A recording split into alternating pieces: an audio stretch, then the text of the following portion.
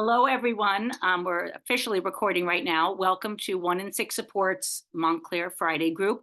We are very happy to have 3 candidates for the Board of Education in Montclair here to speak with us today. We have a full house between Zoom and people in person. We have about 35 people at the moment, and people keep coming in. Welcome. I just want to remind everyone that this needs to be a safe space. We need to speak calmly and kindly with respect to our candidates who are here as volunteers to the community, who are donating their time to today and hopefully in the future to listen to our questions and concerns.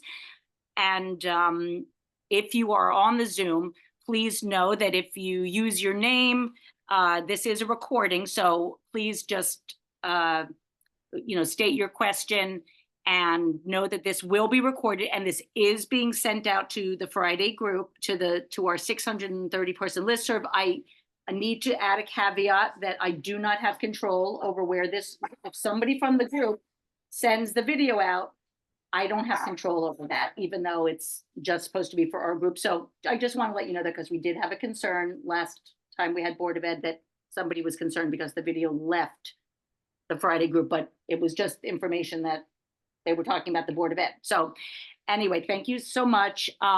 Does anybody on Zoom, there are 17 of you, does anybody want to express, if you can feel free to say what grade your child is in or what brings you here today.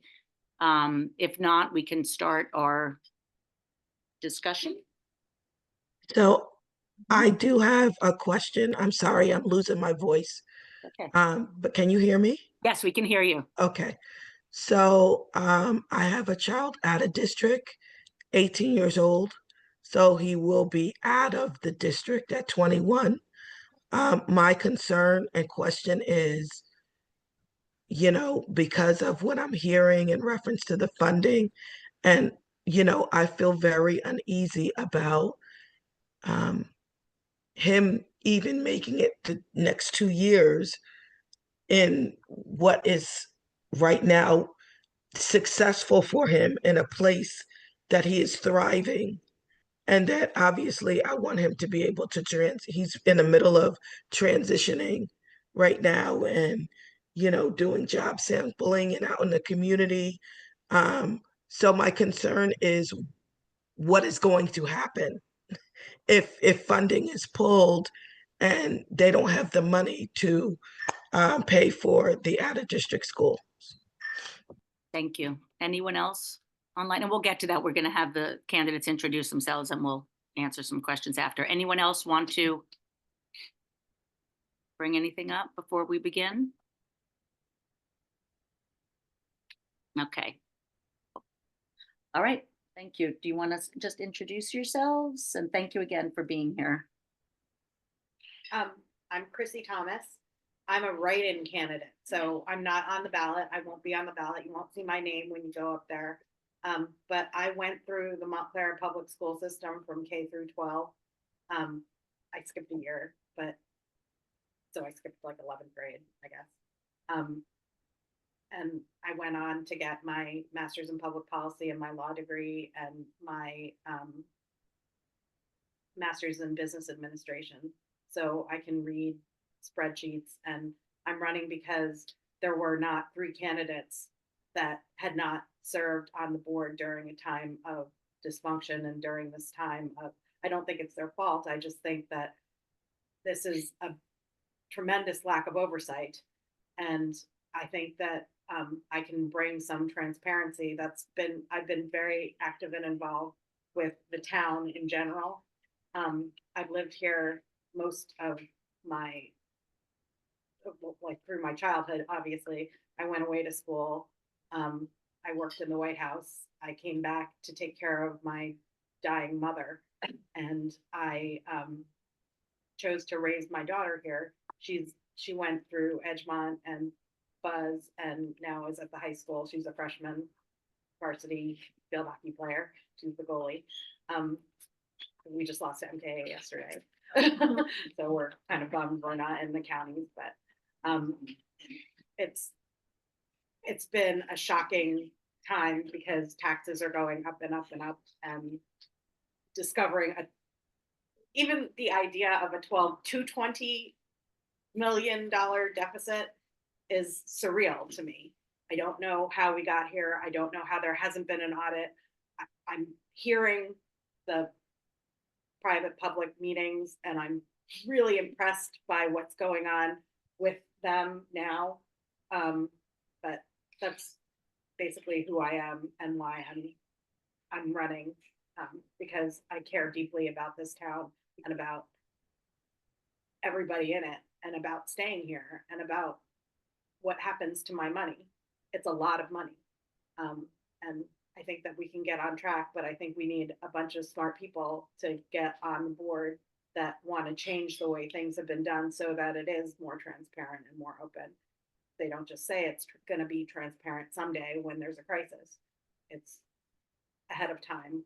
We're open. They're having those the committee meetings of the full group. So they're the private meetings in public means you get to hear what they're saying even if you don't get to participate. That's amazing.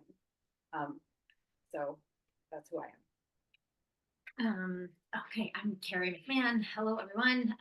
Thank you for having us. I just, want to acknowledge that I heard a lot of emotion already in just the short introductions of who you are and why you're here. I understand. When your kid is struggling, you as a parent are struggling, and it's hard to separate the two. I have 3 kids in the district. One is at middle school at Buzz Aldrin, 2 are at Watchung Elementary. When my middle one was in preschool, the preschool teachers actually flagged for us and like, you know what, you might want to get an evaluation and just before kindergarten, figure out what's going on, what the baseline is. So we actually had we were very fortunate to have a smooth process of working with the kindergarten teacher, working with the case manager, working with the principal of trying to set an IEP early. So we actually got an IEP when my son was in kindergarten, which has made everything else a little bit smoother along the way. Early intervention is fantastic, as everyone in this room knows. So I am running mainly because I have always been someone who kind of leans into community service. My professional background was in the pharmaceutical industry. I did regulatory affairs, where it's a lot of compliance, but it's also a lot of collaboration and teamwork to pull information, find salient points, figure out your key messaging, and make persuasive arguments to health authorities to be a successful, high-functioning team. So it's all about a team in regulatory affairs because you pull from all the different departments. And actually in COVID, my wife and I were trying to figure out how do we do Zoom school with the kids, and we were able to have me take a step back from my professional career, and so I am home, which has been an opportunity for me to kind of lean into some of the community service. So I was able to serve as PTA president. I served on some boards of a board of a local nonprofit called Impact 100 Essex, the board of my church, St. James Episcopal Church. I served as PTA president at Watchung Elementary School, which automatically puts you on the Montclair PTA Council. I've served on SATP committees, but with the PTA and the SATP, you actually get a lot of interaction and face-to-face with the teachers and the building administrator, so the principal, and that enabled me to see firsthand what some of the challenges were right inside the school, which I feel like has been very helpful in trying to work together with them on overcoming some challenges, not just for the school, but also for students and for the families and for communities. So I am here. My top 3 priorities are, of course, fiscal responsibility. That's number 1 right now, everywhere. Putting students at the center, and that's all students. We are certainly looking at cost-effective measures is the nicer way instead of saying cost-cutting, but trying to look at cost-effective measures and keeping students and the quality of service at the center is going to be very important for me. And then lastly is just an emphasis on communication and transparency. So that's where I am. Good evening, everybody. Good morning. Feels like evening because I just have been very emotional over the course of the last 3 months, and it's gotten even more emotional. I have some more information now. Could you speak up? Yeah, sorry. I'm sorry. I've been very emotional over the past 4 months, and even more emotional over the past 3 weeks because of everything has happened, and what might happen. I am Yvonne Bouknight. I serve currently as a member of the board. For the past 2 years, I have worked tirelessly for student achievement. That's basically been my focus. I am a teacher by nature.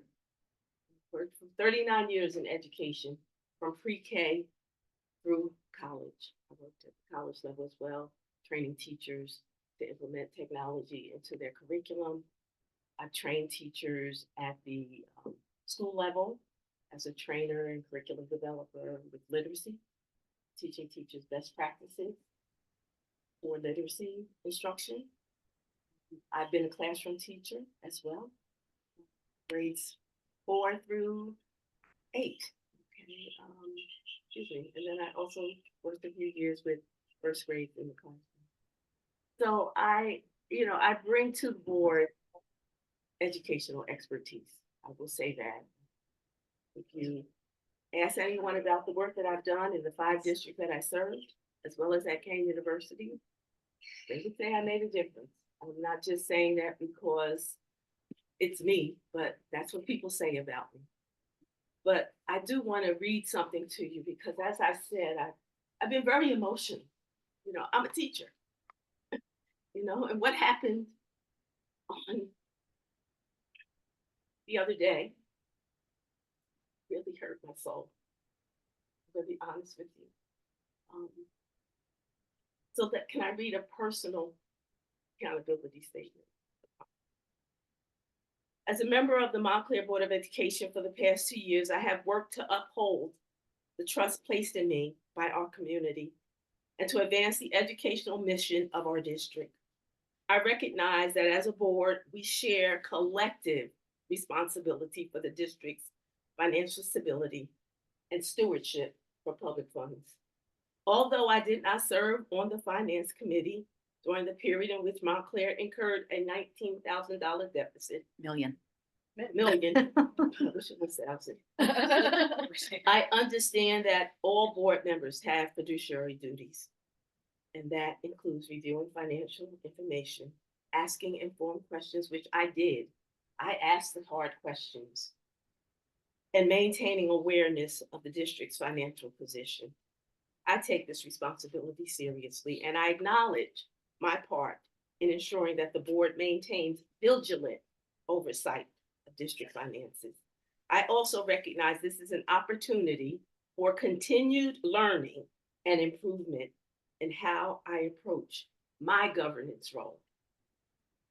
Moving forward, I commit to deepening my understanding of the district's financial reports and budget processes, asking timely, thoughtful questions about expenditures, revenues, and variances, supporting stronger financial monitoring and communication practices at the board level, collaborating constructively with the Finance Committee and administration to ensure transparency and accountability. Remaining steadfast in my duties to act in the best interest of Montclair students, families, and staff, I stand by my commitment to responsible governance, fiscal integrity, and the continuous growth and service to this Montclair community. I love Montclair. I moved here in the early 80s with my 2 children because of the schools. And I have seen what you said. I'm a founding member of the Renaissance School, all right? So I understand what you're saying. And I understand what we're saying about children with special needs. I've worked with children with dyslexia. I have an NSLEX certification. I am an NSLEX trainer and tutor. So I understand exactly what you're saying when you say, where are the funds going to come from? I understand that. Know that those federal dollars have to move with the child. So let's be in conversation today. Let's brainstorm some solutions and let's bring light back to Montclair. Thank you.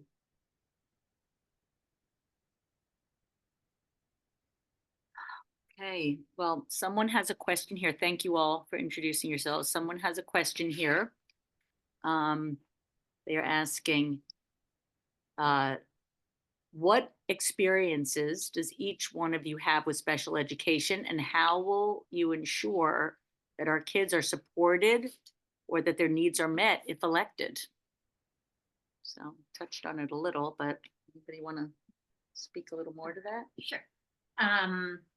Okay, so I mentioned that I have a child that has an IEP. So in terms of personal experience, so we have gone through the challenges of trying to get evaluated, figuring out a diagnosis, following up on the reports. I mean, preaching to the choir here. But and also then once you are finally diagnosed and you have the reports and you have the IEP in place, making sure that it is lived up to. So even in some of his pullouts, he really loved technology, and his pullout time for OT was during technology. So, try and talk to the case manager. Is it possible that we can switch the time? So I understand some of the small nuances of, the impact for an individual child, but also broader have the CPAC liaison at Watchung Elementary School was Tracy Santarcangelo, who still is the CPAC liaison at Watchung School, but she and now her husband Jason, I think, is the new chair. I know we had a former chair who was in the room earlier of CPAC, but they do a very nice job in addition to this group here of spreading information and giving parents a community. And then also am aware of the special education audit that happened in 2021. Some of the recommendations that were made, some recommendations that were pursued, but maybe not quite to the degree. We're gonna just a little bit, and Okay. we have a sound person from Montclair, head of Oh, sound okay. from Montclair High School, now college graduate. So now we have sound for the people asking questions. Thank you for joining. Actually, us. did. Okay. Okay, thank To you, drown out this, but okay. thank you. But yeah, with the special education audit, I know one of the recommendations in the report was to have a special education academy that would be posted on the district website. And I think CPAC has kind of stepped in a little bit. They have a CPAC advisory, a CPAC academy that's on their website. So they videoed, they did like a webinar or Zoom, but something online where it was recorded and it was a presentation by district personnel. They attach, worksheets or additional information that tries to make it a little bit easier. So there are steps being made, but there's always more work to be done. So I don't want to hog the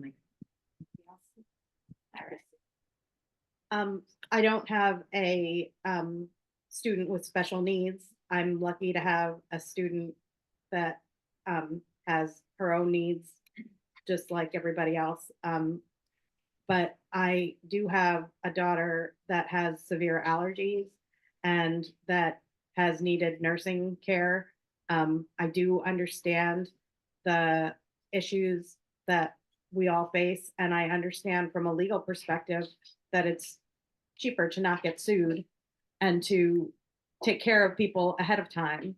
I also understand from a financial perspective that serving every student is more important than serving central office. I understand that the students have to come first.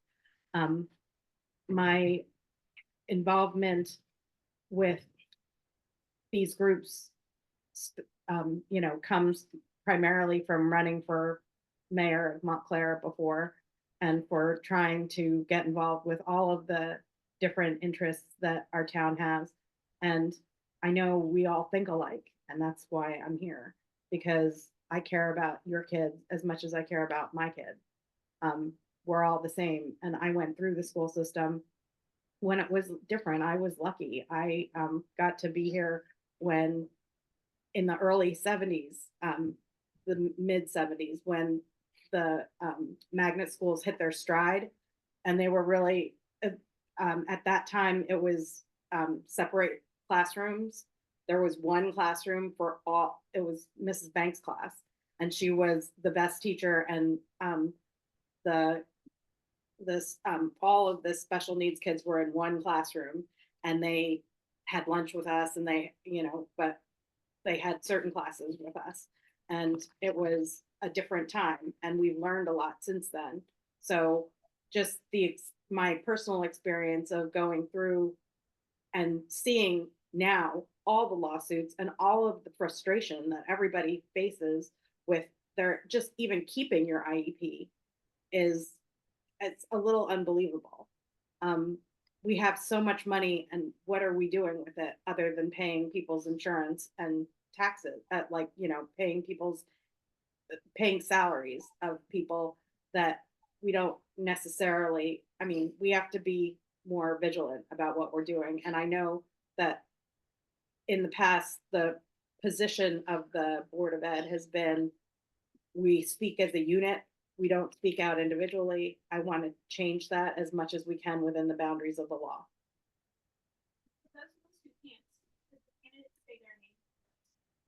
That was Chrissy Thomas. Yes, this is Yvonne speaking, Yvonne Boaknight. And my experience primarily for the past 30 years of my career as a teacher has been with intervention, early childhood, working with children that have special reading deficits and bringing them to grade level, to meet that grade level benchmarks as a teacher as well as a tutor. So I still tutor children. People still call me. I don't advertise, but I do still work with children that have difficulty reading. So I understand language, both at the written and the expression, as well as understanding. So that's the kind of background that I have. As far as working and knowing about special education and, IDA and all of the laws and that, make it possible for children to get the kind of supports that they need. I have also worked on the special education committee here in Montclair. So I am familiar with the Montclair Counseling Service initiative that over the course of the last 3 years, we have been doing away with a private company, and I won't name them, so that we can offer the supports right in our school buildings at a cost-effective manner. So that was a savings. And so that is something that I know that I will continue to and pray that we can continue to support that, because it is something that is part of a child's IEP. And so therefore that is something that is necessary. So I'm very familiar with the laws that govern special education, and definitely I have been a forerunner working very closely with Dr. Trim, Ms. Stafford, with ESY. I've been a part of all those conversations, and I have asked questions, and I have gotten things done as far as making things happen for ESY, for the Montclair Counseling Services, and for anything that came to my attention. I went and asked the questions, and a lot of times it got serviced. Thank you. Okay, thank you. We have a question over here. I realize this is a time when the word cuts are, I realize this is a time when cuts are being discussed. I just would love to get a view from you in a dream world or a semi-dream world, what it would look like to actually invest in the special education infrastructure here in the school system. And I asked that question because way back in second grade, which was 10 years ago, we met a woman who started an out-of-district school. She had been a teacher in Montclair. She had given a presentation about what it would take for Montclair. She shared with me, she had given a presentation at the board's request, for all of your time, about what it would take to implement some of the things that have been used at out-of-district schools to support the students here within the school system. And that those conversations had, gone nowhere, and the board or the school in Montclair district the schools had not implemented any of the suggestions.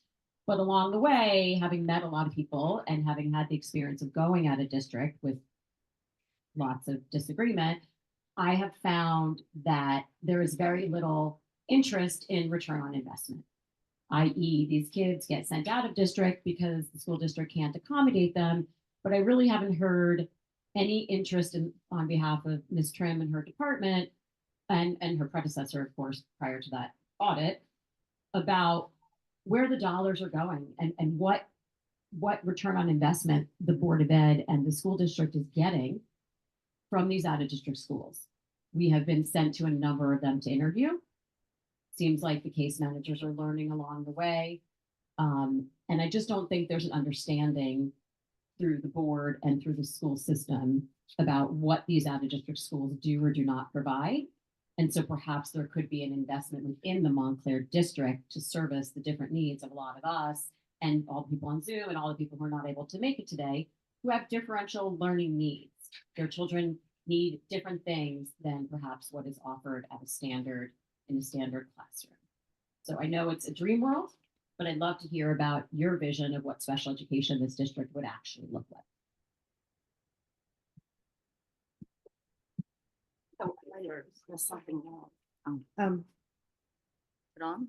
Yeah, that's all. It's on. Just keep Yeah. it closer to your mouth. So. My vision of, like I said, when I went through the schools, I felt like they were kind of a dream, like not a nightmare.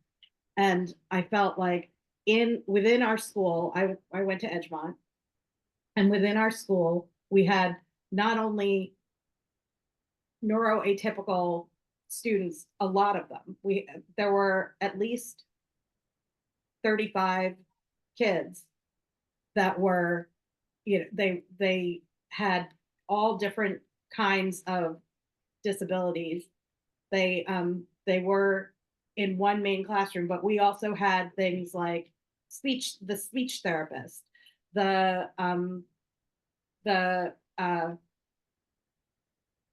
we had all kinds of different teachers who also taught. It was almost a closet, but it was a little tiny classroom where you went for your individual time if you needed a certain kind of, like, you needed the reading room for a certain amount of time. You needed, now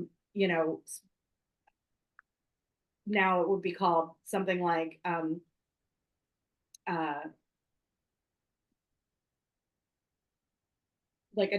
different kind of therapy during the day. And there were the teachers that taught regular classes also went and had special skills. They were teachers that were also licensed in special education and things like that. And they like different areas, and they would teach during specific times, and you were taken out of your classroom for a limited amount of time. I think that there's so many creative ways and to take care of the problems without necessarily cutting, but maybe having the teachers do more, like if they have the training in nursing and in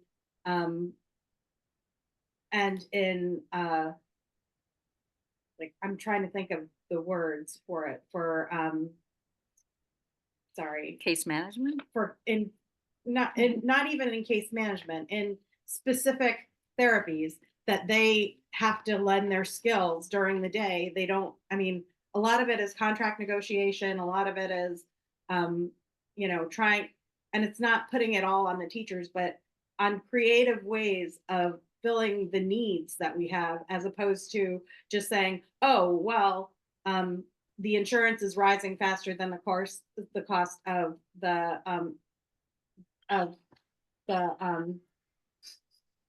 the insurance is rising faster than the cost of the taxes. so we have to cut the teacher.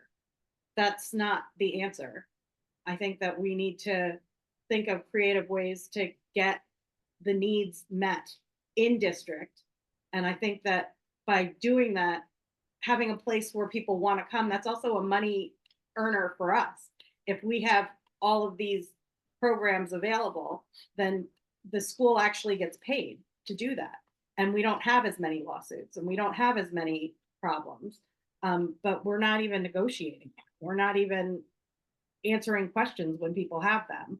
And I think that that's a failure. I know that we've done some good things, but I feel like I've witnessed a real decline between what I went through and what my daughter's going through. And I think that we can do something about it. And that's why I'm running, to try and change things. I haven't been in there. I've only seen the results, and I'm disappointed enough to say, I want to make a change, and I want to make sure that we don't just say we're going to do things better next time. It's better for all of us now, because we're in these schools for a limited time. Thank you. Okay, this is Carrie McMahon speaking for those in the other room. So as Board of Ed members, I think we will have to balance what are the legal requirements, what's our fiscal responsibilities, what are we fiscally able to provide, but also, of course, that has to be alongside the students' needs, and not alongside that. The students' needs should be the driving factor, but the free and appropriate public education is a required thing. One of the aspects that I have found to be optimistic in this time, and I've talked about in the past, are how engaged parents are right now. So we have this this huge $20 million budget deficit. So there's a lot of eyes that are on what's going on. What does the budget look like? How can we move forward? How can we, potentially increase revenues? How do we cut our expenses? And there have been a lot of creative solutions. And actually, last week I was in a meet and greet with Alma and was talking about how one of the ideas that they were considering exploring was, if we had to consolidate a school, maybe we could instead turn one of those schools into a school that would be able to better provide for special needs. So instead of having to send out of district, we could save on some of the out of district tuition costs, save on out of district busing costs, and just have that right within. That sounded like a great idea, but then Alma reminded me, whoa, that's keeping them separate in a way. That's segregation, and that would not be allowed. So we have to explore some of those, but these are some of the things that I really think this is the time to look into it. This is, we have so many people who are motivated, and I think if we can harness some of that energy and some of the expertise, and I think we can shepherd in a way that would be more beneficial for everybody. Dream school. Wow. Well, the way to do that is really through the least restrictive environment. And so it really is important for us to recognize that over the past 12 years, we've had 11 superintendents. That's exactly. And that is a big issue in this district, which is one of the reasons that I ran 2 years ago. Because definitely, you need to sustain, you need to hold on to good talent. When you don't have good leadership, the people down who are teaching, they don't want to stay. And so I think that is a huge problem, and that is something that we definitely need to work on. It is important to keep our children here in district for a lot of reasons besides revenue, because they just feel they're home. Their friends are here, their peers are here, their families are here, people who they know. The environment is what they're used to. And it's really important for us to work on a way to keep our children in district, but also work on a way to keep educators engaged, professionally developed, as well as wanting to just stay. Yes. And that is an issue. And so I think as a board, that is something that it can't happen in a year. It can't happen in the 2 years that I've served. That's also been an issue. We've had a revolving door on our board. Okay, so it definitely is important that people who have the experience, who have the knowledge to be a part of that conversation, as well as community members, because it's important to listen to the needs that each individual has, and we come together and come up with a solution to this big issue. Thank you. And it was Yvonne speaking. That was Yvonne speaking. Okay, we have a question from here, and then we're going to answer some questions from the chat. Sorry, I'm gonna have to step out soon, so I just want to say thank you first. And I have two questions. So Yvonne, the first one is going to be directed towards you, because I think you come with the experience having been on the board for 2 years now. I don't want to look back, right? We have to look forward. But looking forward, what can we do differently? You're asking the community for a big investment here. Unfortunately, I don't think this is something new. I think this is something that has happened historically, where the community has had to step up and bail the schools out. So there's some lack of trust in the community that, you know, stepping up and making this investment is truly going to make a difference and change some of the things. So your experience, and again, 2 years is not, may seem like a lot to some people, but it's not a very long time. But what suggestions do you have for going forward to make sure that we have continued transparency, to ensure that we continue to have the checks and balances in place? You mentioned you raised the questions. I know other board members have also raised questions, but clearly those questions never got answered. So asking the questions, unfortunately, is not going to solve the problem. So how do we go beyond asking the questions and really holding people accountable? That's the first question directed to you. And then the second question for all of you is, I think what's needed here is out of the box thinking, right? In order to get us where we need to be. So I'm curious to hear, and again, it's a lot. You guys are all, you know, trying to process all this information. So, you know, totally appreciate if you haven't thought through all of the out of box thinking, but what can we do? There's so much in the community that I think we can leverage. I don't know what the rules are of the board, I'll be honest. So I don't know what we could do, but if you guys have any suggestions of how do we leverage this community going forward? Because like we said, here's a great idea. You know, if we're going to close a school, can we direct it towards maybe the kids that are going out of district? But then Alma came in with the perspective of, hey, you got to think about this. So I think we really need to figure out a way to unify the voices to move forward and kind of come together collectively with the out of box thinking. So I'm curious what your guys' ideas, or if you have anything based on what you've heard so far. Thanks.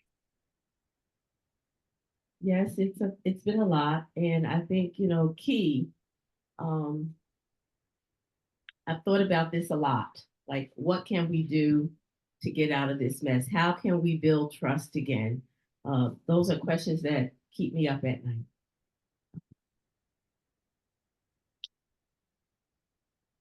The one thing that has really helped me over the past, since July, really, is working with Superintendent Turner.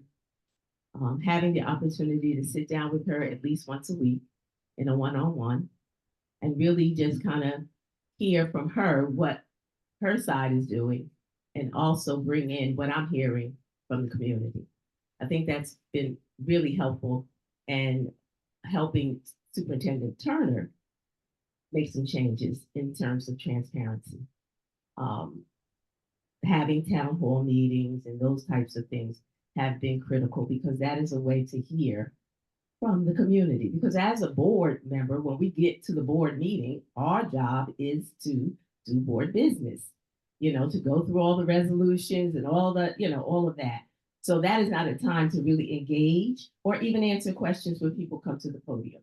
We are not supposed to do that. That's state statute, okay? There's nothing we can do about it. I could be brought up on ethics charges, you know, and all of that. If I say the wrong thing, I cannot be the speaker for the board. It's only the board president who should be speaking for the board. So that is state statute. That is something that comes down from the state. So it's not something that I like, because a lot of times I want to say stuff, but I do have, as vice president, when I took that, I'm going to back up a little bit, because I was asked to be the president, but because I was going through taking classes to be a deaconess in the United Methodist Church, I knew that I could not put in the work I needed to put in as board president. But I said to my president, I said, look, if you want me to be your vice president, I got to be right there with you. I got to be in the room with you when you're talking to the superintendent every week. All right. Because I got to be part of the conversation. I got to know what you're saying to her. And if you're not saying it, I'm going to say it to you so you can say it to her. And so that's the way I operated throughout my entire career as a teacher. Even as a teenager, I acted like that with my 4 brothers.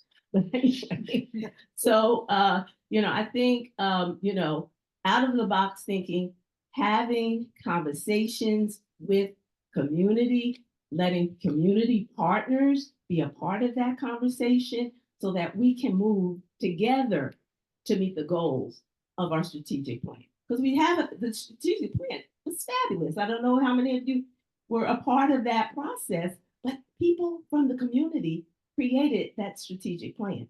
Okay. And it is incredible. And yes, we have done some of that work, already. So I think, when my children were in school here in Montclair and they went through pre-K, we had universal pre-K at that time, through 12th grade, they graduated with honors, went on doing fabulous right now. All right. I was involved in a lot of committees and all of that. But those committees, I was a part of hiring the superintendent. I was a part of that. I was a part of what you call now STEP, but the school review there. I was part of that. I was part of getting the nurses back in the schools. I stood at the board meeting and spoke up that you got to have school nurses, okay? And so guess what? We got school nurses back, all right? So I think it's important that the community continues to be actively engaged because it's 3 parts. It's the student, it's the teacher, it's the community. And then the overseer is the administration, which is our superintendent, and then your board, which we are the only person who we're responsible for is the superintendent. Okay. And the superintendent is responsible for everybody else. Okay. So knowing that structure is really critical for our constituents, first of all. Okay. So your ideas are necessary. I am so happy to hear the noise and the rhetoric. Am I happy with the situation and the reason that it's here? Not at all. Okay. I'm not. I'm just as angry as you because I got a house down the street from here. Okay. I could have walked here. All right. And I've lived in that house for the last 30 years. All right. I'm upset. I don't have a child in the school, but I love Montclair. I'm not going anywhere. Okay. And so my commitment is to continue these conversations like this, right? It's important. The superintendent should be sitting right here.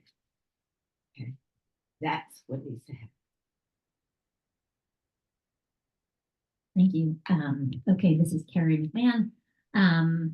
All right, so how do we make sure that this never happens again? I think was your first question, Robbie. And then part 2 is avid box thinking, right? Okay, so in terms of how do we make sure this never happens again? So like Yvonne said, we've got, a new sheriff in town. We've got a new superintendent. We've got a new business administrator. They started in July, and a few weeks later was the announcement about what was actually going on with our finances. They since then have been very transparent and open about we need new internal controls because we didn't have them before. We had one person was starting the beginning of the accounting process all the way to the paying of the bills. Even when I was on the PTA watching school, on PTA checks, they require dual signatures. PTA checks can be as small as $20. 2 signers because you need some checks and balances. On for our district, that was not the case. Well, it was one signature was just fine. But now, so that's part of the new internal control. So we've got new folks in place. We've got new internal controls. If that question number 2 on the special election passes and is a yes vote, they've earmarked funds for a forensic audit, which I think is also going to be very important in collecting the evidence of who knew what when, what did they do about it, and can there be some consequences? Because right now, the only consequences that are happening are to the students and to the staff and to the families, and that's so let's collect the evidence and see where that takes us. So the forensic audit, I think, is going to be really important in making sure that this doesn't happen again. And if we do have consequences, then the next employee will think twice about maybe trying to do similar tactics. So I feel confident in the path moving forward that things will change. And then to your next question, number two, some of the out of the box thinking. So one of them was considering a specialized school where you reduce the expenses going out, about the out of district tuition and the out of district busing, and then maybe even we generate some revenue in getting tuition paid to us. That would be nice. So that was one idea. Another big idea that's being pursued that is from some of these informal working groups that Yvonne mentioned too, about it would be great to formalize them. But they have a meeting with Superintendent Turner next week about busing. So busing, the line item I think is like $15 million a year in the budget. And that's in district busing, but it's also out of district busing. So just optimizing the system. Let's reevaluate the routes. Let's consider maybe even owning our own fleet of busing. So I think 2 years ago, we got 2 bids that came back, and from our request for proposals, we got 2 bids. And then this year, I actually don't think there was a bid. So it's only one agency that came to us, the Essex Regional Transportation Group. So they've talked about how rising transportation costs are a key factor in why our budget deficit is the way it is. So let's tackle that. So out of the box thinking, I fully support, and I do think that we need the community involvement. There are folks in town who own busing agencies. So one person is on that working group team. Another one is a logistics expert. And I just a few weeks ago had a neighbor tell me that she recently retired from her job and she would love nothing more. Give her the data. She wants to reroute all of the busing. Let's see where the people live. How many people are in the houses? How can we consolidate? Maybe we do centralized bus stops even. So that you drop off, a whole bus load of people and there's a pickup at one location. So just thinking a little bit more creatively, and I think this right now is the time to do it. We need to know how we got here, and there's been a lot of blame shifting from those who've seen this disastrous situation unfold from their watch, and no explanation as to why we should trust them again. We need some form of a forensic audit, otherwise we're doomed to repeat the past. You can't have just a little transparency. You have to tell people the truth within the limits of the law, even when the truth isn't what people want to hear. Simultaneously, we need a shared vision for what we want. The last thing we need right now is for decisions to be made without community input. I'll ask the public for their help in making creative decisions about what to do, just like we did when we faced the challenges of segregation. I'll work with our insurance companies to see if there's a way to make a forensic audit happen for free as part of ongoing litigation. I don't understand why we're not already implementing the out-of-the-box thinking that people were elected to implement years ago. You can't just be reactionary to crisis. I'll scour the budget with my fellow board members and the superintendent, while also making it a priority to reach out to all the stakeholders in the community. These stakeholders include all of the parents, teachers, those who work in central office, nurses. Sorry. Oh, can you mute yourselves, whoever is there? Sorry. Go ahead. Sorry. I'll encourage to work with the unions to cut costs because insurance and benefits are going up faster than the taxes. Once we know exactly where we are, we can work with all of the stakeholders to find out what's necessary and what's not, what we do well and what we don't, based on facts and surveys and data. Everything has to be data driven. Moving forward, we have to make more spending a lot more transparent and deliberate, not reactive. Part of my job is going to include saying no. And I think that we can say no to things that don't work. Like, we are really not good at languages in K through 5. We teach it for a half an hour a week. And we pay teachers to do that instead of focusing on what we need. And I think, like I said, there are ways to creatively solve problems that we haven't been doing, that we've done in the past. We just don't do it anymore because the unions don't make us. And I think that we have to work more. We have to work with everybody. That was Chrissy Thomas talking. Okay, I'm gonna thank you for those responses. I'm gonna read from the chat. There's a question: can the candidates speak to pilot funds and any possible negotiations with the town to share those funds with the schools? Is this a possibility in addressing the district's current and future budget issues? So pilot funding for schools is something that I don't think Montclair needs more pilots, but developers say that they need them because, you know, it evens out their tax levy over time. The problem is that pilots, which are payments in lieu of taxes, that means that the developers don't pay their fair share of taxes at the same time that we do, or the number of students that they have involved in the schools. So the idea behind using pilots for students or for the schools is to say, if you have in your housing a certain number of students, you pay that fair share of the school levy. I think that can work if we have pilots going forward. I think even for the ones that are existing, we should have something that says that they have to pay the fair share of their student budget, because even though it seems like a little bit of robbing Peter to pay Paul, it's not. The municipality has a certain percentage of the budget that goes towards of the pilot funding that goes towards the municipality, and a different percentage goes towards the county. And I think that we should use those funds and we should use them for the schools, but we have to have a plan for what we're going to do with the money, and it has to be done on a budgetary basis. We should be doing next year's budget now. We shouldn't be dealing with last year's budget deficit. The whole system needs to be revised. The answer is yes. We should use pilot money for funding. Pilot funding. There are two bills that are being introduced in the legislation to require municipalities to share pilot funding. And that's A1107 and S59. So I ask that you kind of look that up and go to your legislators and, you know, let them know that this is something you want. All right. We have the Culture and Climate Committee, which I was the chair last year, this past year. And that was something that we talked about.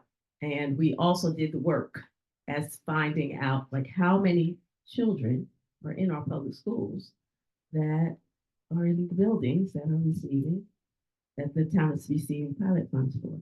So we have the numbers. We've done research. We have done some work on that. And we have also been in conversation with the township. The superintendent already has met.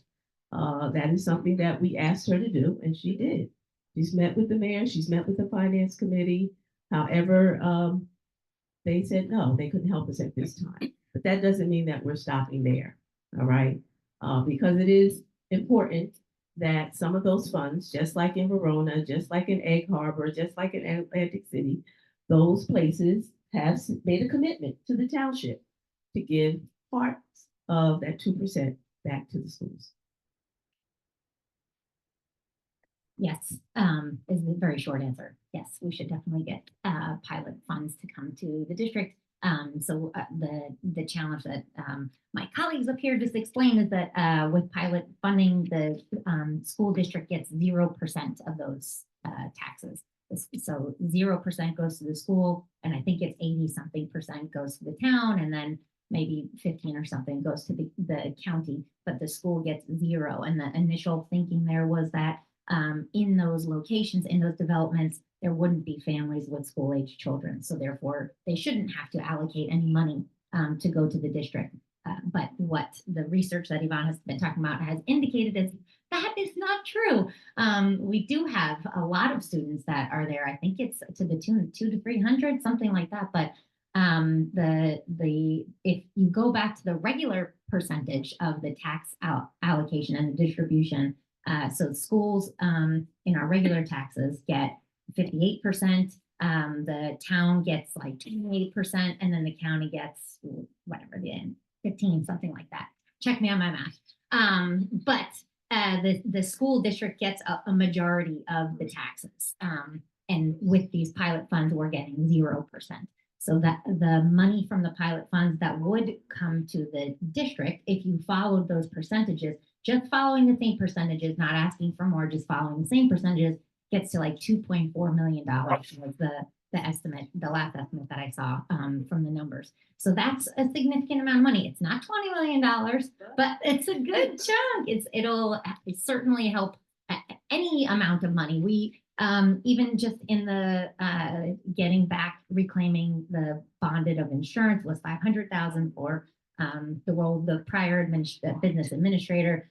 So calling that back at $500,000, even that is important. It's small compared to the 20 million, but all of these things are important. So yes. Thank you. We're going to take a couple more questions from here, and then we're going to go back to the chat. Can you come around if you want to? I need you to, it's not going to read, so that's what I was saying. Come over here.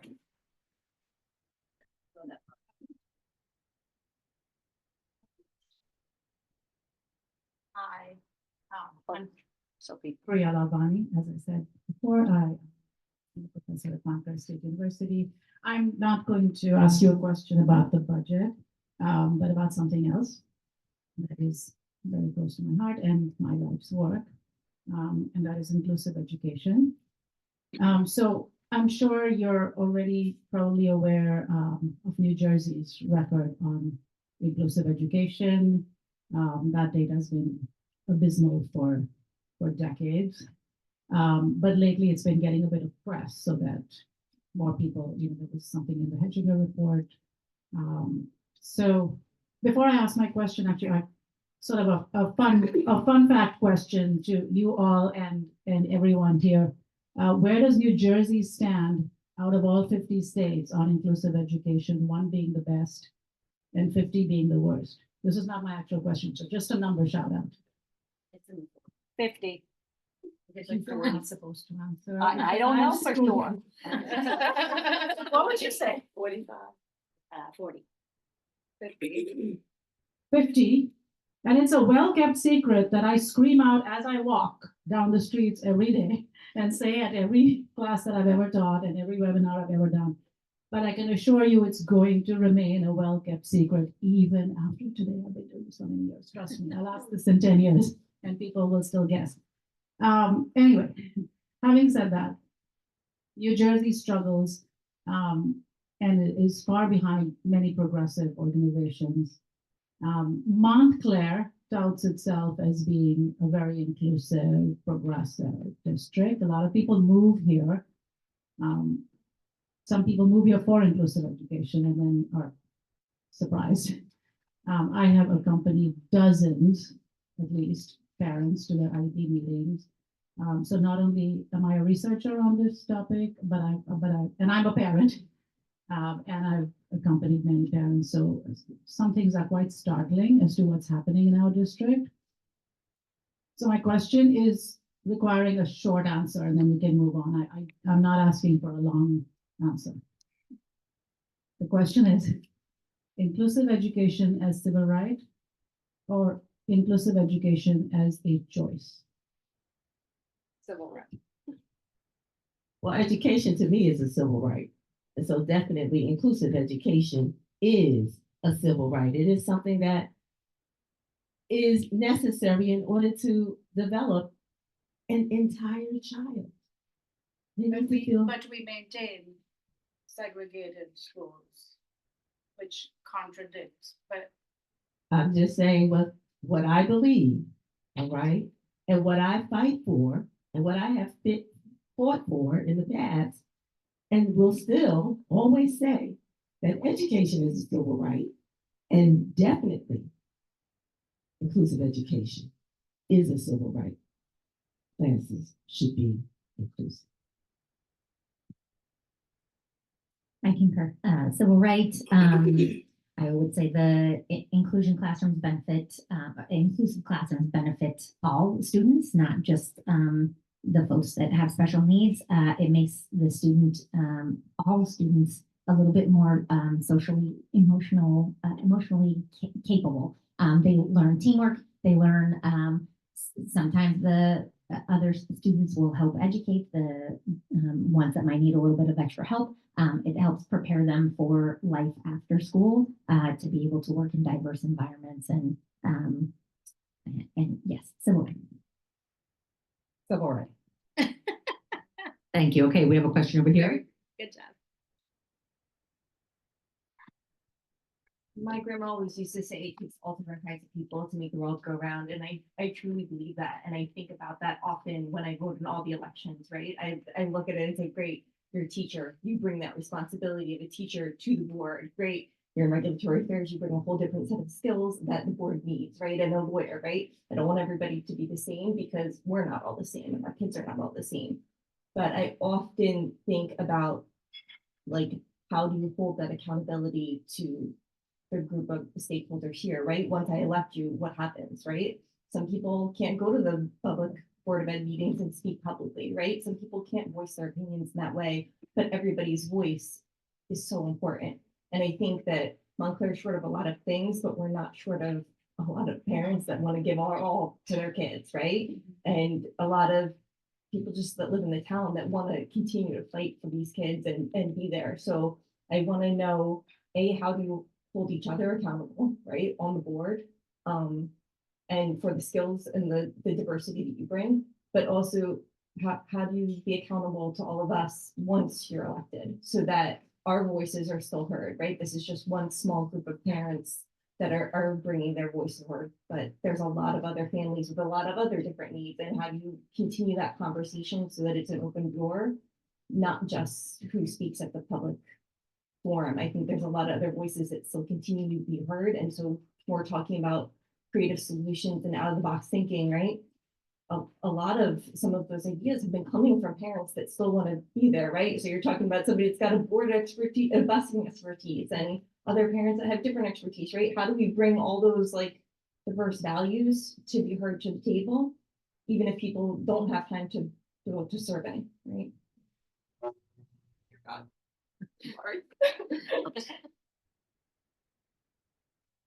Okay. All right. This is It's not on? It's not. It's green. It's green. Mhm. Check, check, check. No. Maybe unplug it and plug it back in Yeah. again, so it needs to be reset, maybe. Check. No. I would say, All right, talk loud, people. okay. Oh, I don't know what's going on. Sound boy, sound man. I was gonna say. Fired. Yeah. You're fired. Okay. All right, Just yeah. talk loudly. So how do we keep people engaged? Great question. This actually came up at our candidate forum 2 nights ago. So I have an answer for this. But one of the things is timing, and that it's in public. So a lot of the board meetings are difficult for people to attend. Yeah, that is true. Well, they're just going to get longer with the committee of the whole. But maybe they could come up with some agenda and estimated time frame that during this hour we're going to talk about this topic, so people can make a concerted effort to participate during that time or log into Zoom at that specific time. But varying up some of the locations that we meet, so it's always at the George Ennis Annex. So maybe it can be a little bit close. Let's think about maybe doing one at Glenfield, the auditorium. At Watchung at Buzz Middle School, where we just had the thing. So varying the locations to make it slightly closer to where people live, meeting people where they're at. And possibly varying the times, but I think having like an agenda for a specific amount of time that you think the discussion will last so that people can be more specific. But also these this like ad hoc citizen advisory can be a formalized part of board of ed. And it can utilize these specific acute challenges that the district is facing at any one time, and then collecting a group of people with a specific expertise. So if it's the busing route or if it's special education, and then having a clear goal in mind for how you dissolve that committee. So it's not going to be a long-term standing committee just to overcome a specific goal. So. I was also, you know, people are busy. I'm busy. You're busy. People have been here and they've had to leave. I think it's important to, you know, look at various times. That's one. Okay. Varying times, but also going to where the people are. Because, you know, you might serve in your Sunday may be in a church, it may be in a temple, it may be in a synagogue. I think it's important for us to also look at ways to engage with people informally. Okay, because as you said, our board meetings are long and it's board business. It's resolution after resolution, it's conversation. Also, I think, you know, there was a time where we had two types of public comment. Okay, now we just have one where you can talk or whatever. So I think that also is something that we need to look at doing a little bit differently again. Thinking about having 2 times of public comment, probably before we do our board business. And then if those people want to speak about board business, after the board business or during the board. So we need to kind of think a little bit differently about that. But definitely it's these types of conversations work. Being more engaged with our partners. And I know that Ms. Turner has weekly meetings, monthly meetings with partners. And I think that is really, if you have a group, and I have introduced her to a lot of people that I know in town to get her engaged with other groups. But if you have a group, contact Ruth Turner's, R. Turner at Montclair Public Schools. Contact her and say, we want to meet, because she definitely has an ear to hear. Right. I just want to say we're going to try to wrap up at 11:30. I want you to speak, and then we have 2 more questions here and 2 more on the chat. So we're going to try to be concise if we I can. feel like that's our job as an elected official. Like, you're supposed to get the emails from people. I've had Alma's number since I ran for mayor, and I ended up at her door randomly and got invited in to meet a group of kids who were making lunch. And it's, you know, that's part of what I do is I take the voices that are out there and bring them to the forefront by saying, these are what people are thinking. That's part of what we're there for. So I feel like you're supposed to answer your emails. You're supposed to also respond by taking minutes, and the public's solutions should be in the mainstream through commissions, committees, and boards. But also, if you don't have time to do it, you should be able to send an email to your representative or to your town, to your even counselor, and they should say, hey, this is something that came up. Why don't you look into this? And they should respond. And they should Number always one, respond. They should respond. Yeah, I always pick up my phone. I always respond to text. I give everybody my phone number and say, text me. That's the best way to get in touch with me. Call me. I know Alma does. She picks up the phone even if she's in the movie theater. I just think that that's what you're electing people to do, so that you don't have to go to all the meetings. And I think that when things are less bad, we shouldn't have to go to the town meetings. That's the only reason that I go, is because things have been so awful. Thank you. Okay, we're going to take, he was first and then you. Okay, thank you. And then we'll get to the 2 on the. I have first a statement and then a question. The statement is that when this has happened in the past and there's been a big deficit, the first thing that gets discussed to be cut are paraprofessionals or aides. Perhaps that's because they have the least amount of union backing of all the employees. They also have the least, they get the least salary. But that's what seems to be on the block first, though they are required because they are in an IEP. The IEP says who gets an aide, whether it's a full-time aide or a shared aide. So don't, resort to the disingenuousness of saying, well, we're just going to be more efficient, so we're cutting 100 paraprofessionals, and by chance, the IEPs will all be amended to somehow reflect that. I mean, that is not fair, and so just based on past experience, that's happened. And the question is, so now going forward, there's going to be this referendum. There's one choice of everybody's tax going way up. I was at a meeting with First Ward a couple of days ago, and there was an estimate of maybe $6,000 per household when it comes down to the deficit, as well as what's coming up in the future to try to keep things together. And so the first question on the ballot, I guess, is should we do that?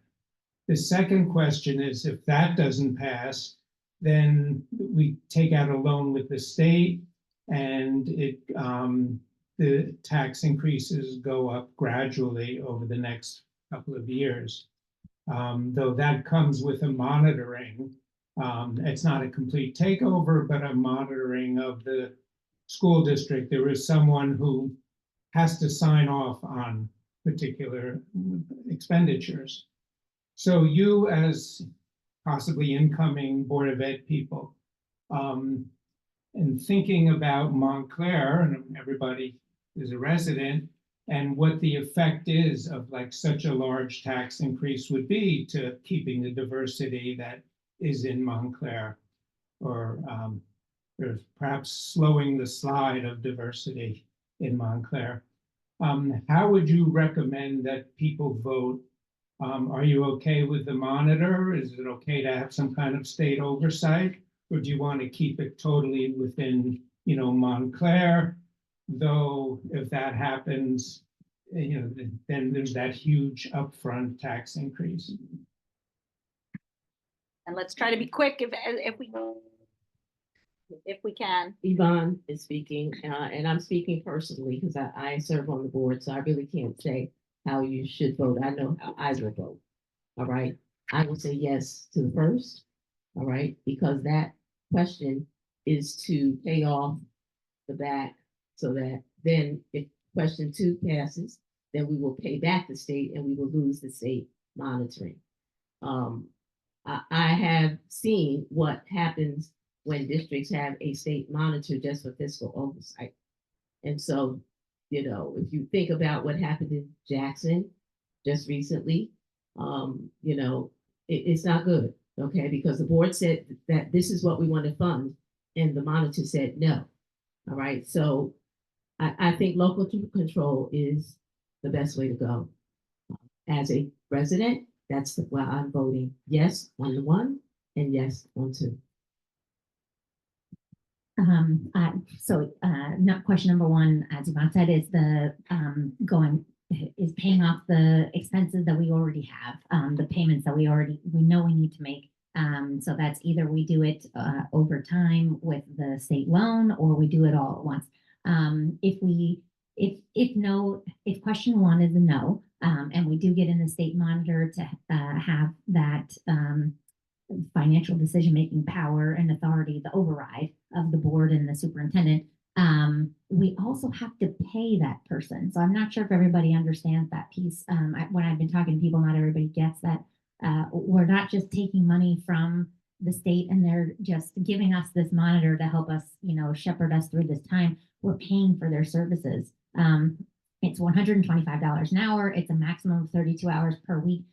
So over the course of a year, it's going to be a $200,000 expense. Plus, I think we're on the hook for their benefits as well. So and it's for a 10-year period. If we pay back the loans early and we demonstrate that we have taken corrective action and measures, then possibly we can get rid of that loan early. But we have to pay it back no matter what. So it will come from our taxes at any time. So if it comes now with the yes vote, it's a one-time increase, and then bam, we're done. So I am also supporting yes for number one. Number two is this $7.5 million shortfall that we have for this current for this current school year. So if we vote no, we know the consequences are huge staff cuts. I think 150 something notices went out on Wednesday. So we know it's over 100 100 staff cuts, changes in our programs, our sports, our arts.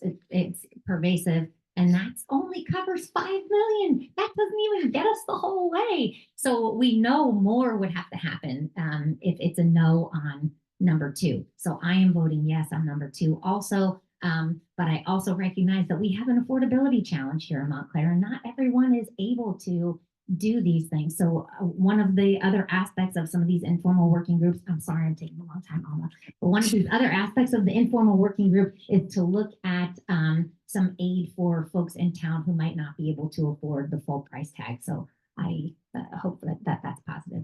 Thank you for mentioning that, because that is going to impact a lot of people who don't have the funds to pay that, who live here. Yeah, I can't tell you how to vote. That's not my job.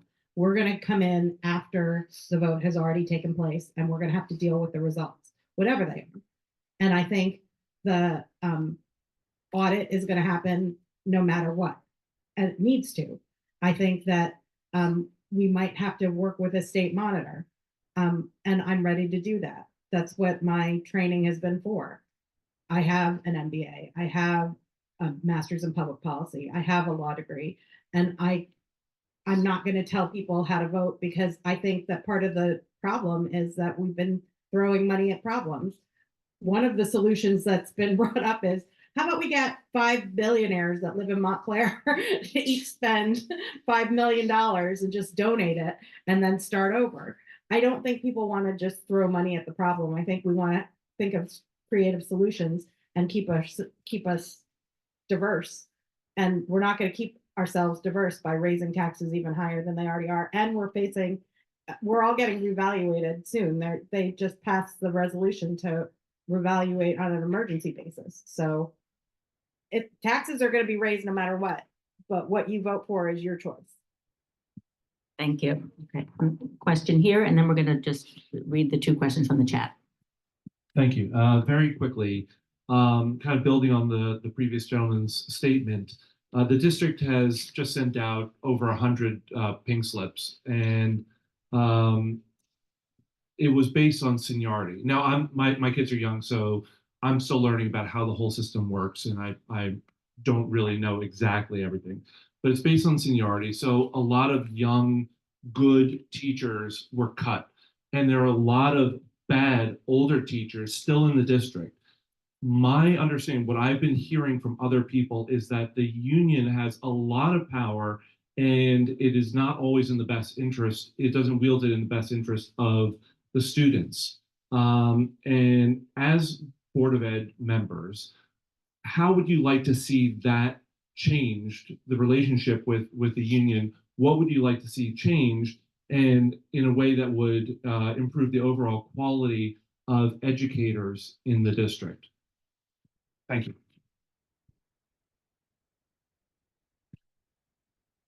Wednesday was not such a great day for this district. It's still dark. And you're right. There, in every district throughout the country, there are good teachers and there are teachers that are not really doing what they're supposed to do to engage students in achievement. I think it's really critical that the union, NEA, and the Board of Education administrators, they meet weekly. I think the relationship has improved. However, I think that there's still a lot of work to do, because a lot of times some of the things that they say they're going to do, they don't follow through, or they, do something quite the opposite.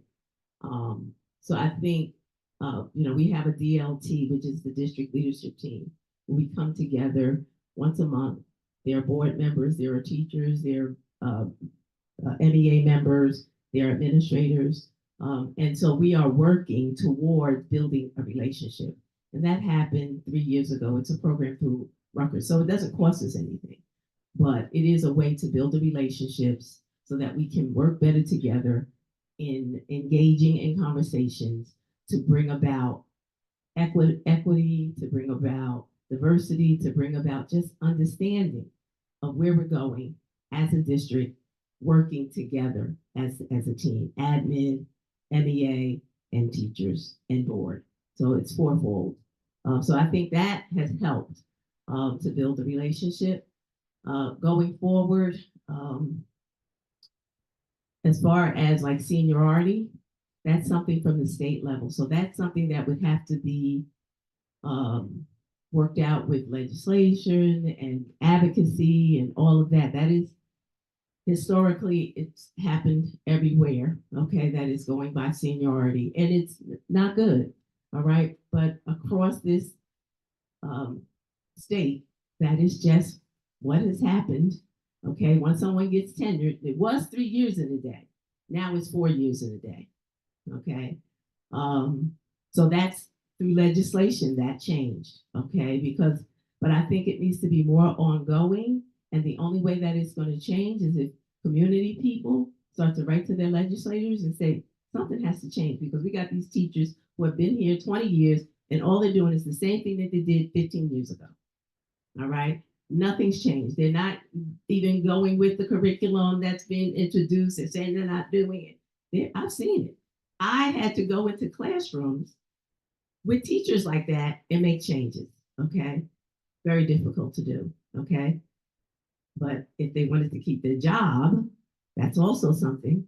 All right. Professionally, that was a professional development implementation that I did alongside with a team in Plainfield, New Jersey. And it worked. All right. But it has to start at the top. All right. And so that is something that could possibly work here to get teachers who are what you're calling bad teachers, who are not productive, to get them to move into this 21st century and not continue to work the way that they were working 20 years ago. Thank you.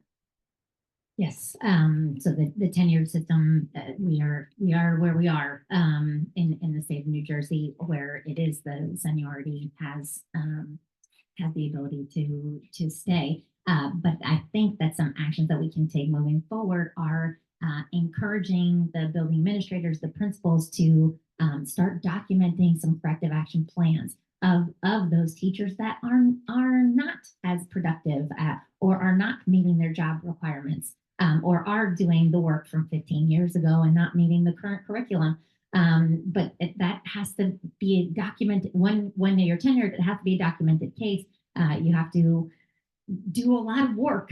So I think we can encourage some of those steps to start taking place, because you're right. Some of the young teachers that are coming in are very passionate. They are very engaged. They spend their whole days and nights thinking about how they can excite their students and energize them. And that's definitely the energy that we want to keep. So I think trying to find ways and starting now of either modifying the action of some of the teachers who are not living up to meeting their job responsibilities, or possibly even getting them out to make space for some new ones.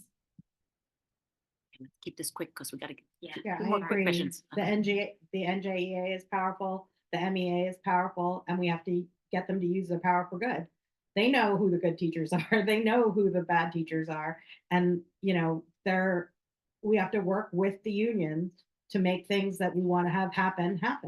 Yeah, great, thank you. Okay, two more quick questions. Can you briefly explain your knowledge of the legal aspect of special education students' rights? And the other one is, I'd like to ask how each candidate sees the role of a school counselor and how they believe the role affects students and the school as a whole.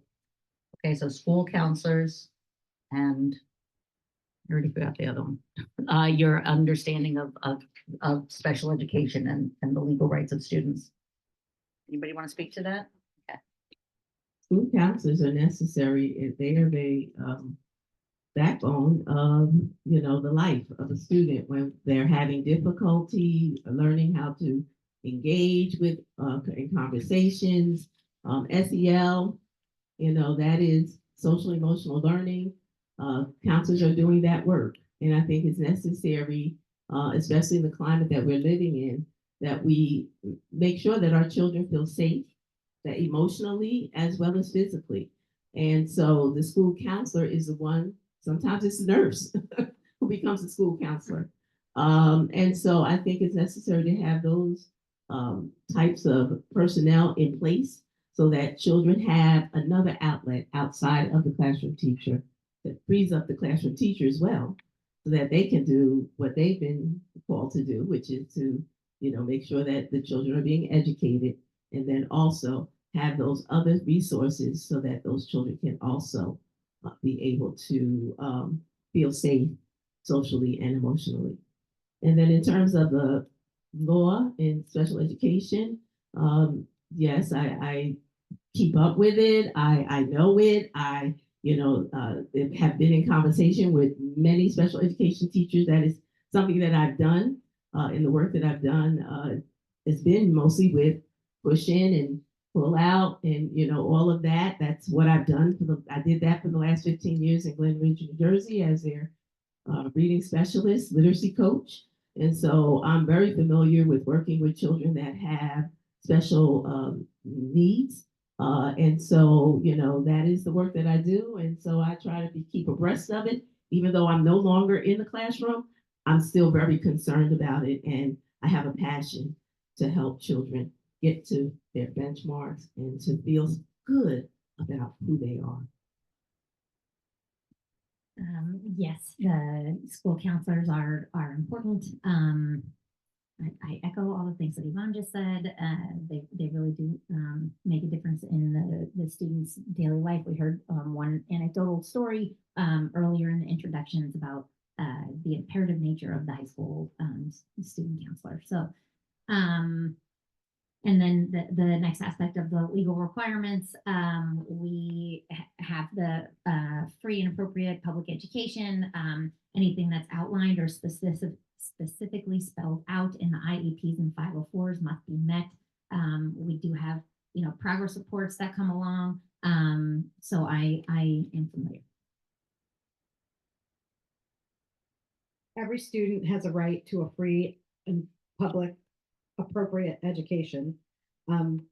Every student deserves to feel seen, safe, and valued, no exceptions. I support policies that affirm all kinds of gender identity, protect student privacy, include diverse voices in curriculum and staff training. I don't know all the aspects that I need to know, but I'm willing to learn them and make sure that I speak up for everybody.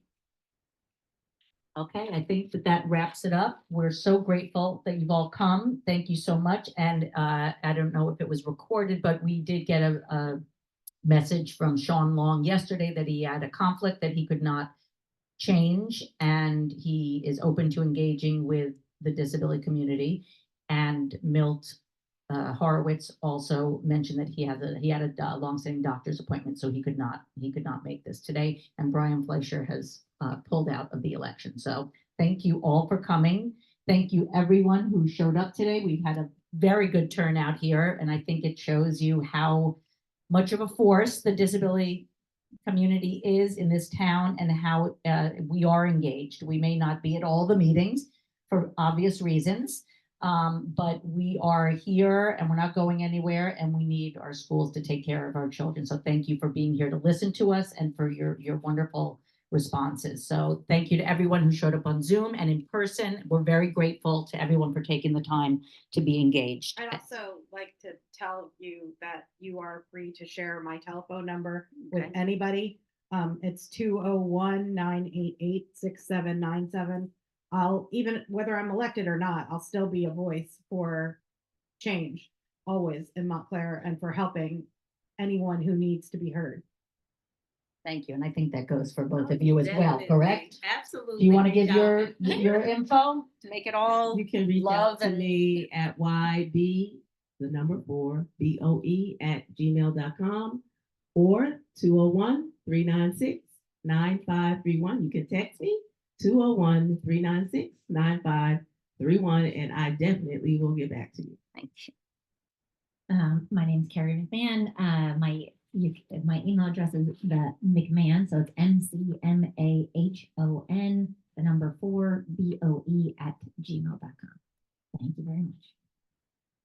Thank you. We will end the recording. Thank you. Hold on, how do I end this recording? There's Okay, a oh, red right here, button, Red button. red all the button. way Oh, down.